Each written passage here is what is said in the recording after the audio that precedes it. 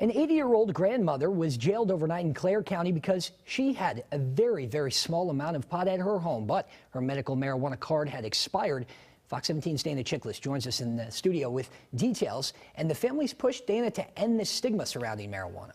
Right, Doug, we spoke with Dolores Saltzman and her son Mark, who say cannabis saved Dolores's life. It worked up an appetite for her when she was sick, helped her heal after multiple surgeries, and today she says it eases her pain from ongoing health conditions. So you can imagine how disturbed they are today after a deputy took this 80-year-old woman to jail for the first time in her life.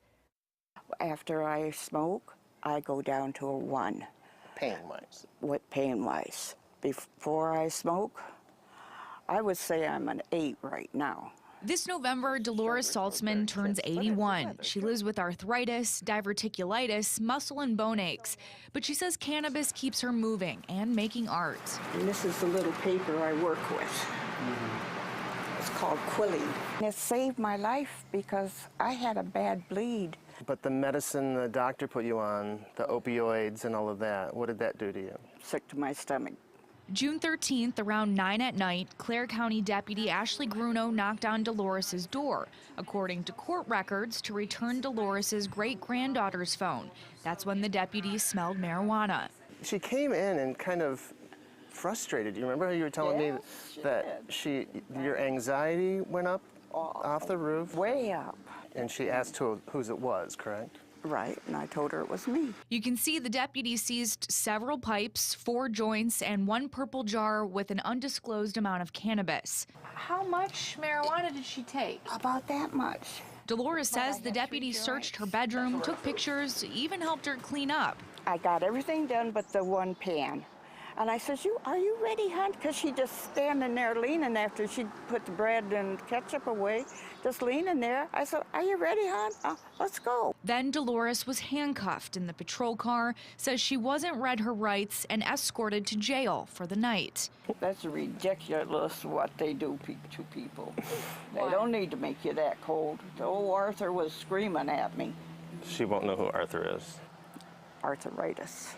Dolores hopes sharing her story will help others. That's what I want people to do.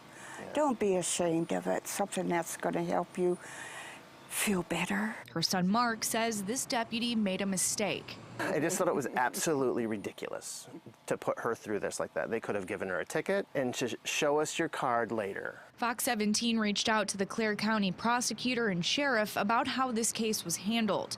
Clare County prosecutor Michelle Ambrositis tells Fox 17 in part her office charged Dolores with misdemeanor marijuana possession because Dolores wasn't a medical marijuana card holder, though they encouraged her to renew her card.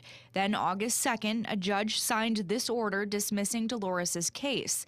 Sheriff John Wilson wrote Fox 17 what the person was doing was illegal. Had she renewed her medical marijuana card, she would have been fine. He says he agrees with the prosecutor in allowing Dolores to renew her card, then dismissing the case.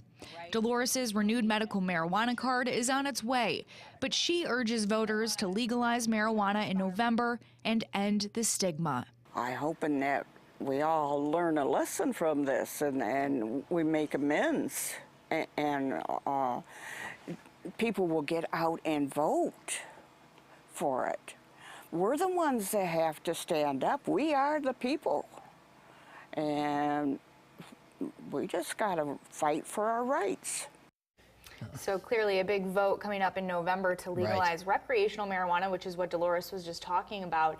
And I did ask specifically the Clare County Sheriff, why do you feel it was appropriate for your deputy to not only ticket this grandmother, but to jail her overnight? He's yet to respond to that part of my inquiry. But again, part of the reason that Dolores and her son Mark wanted to share this story is because they just, again, want to express how it's changed her life medically.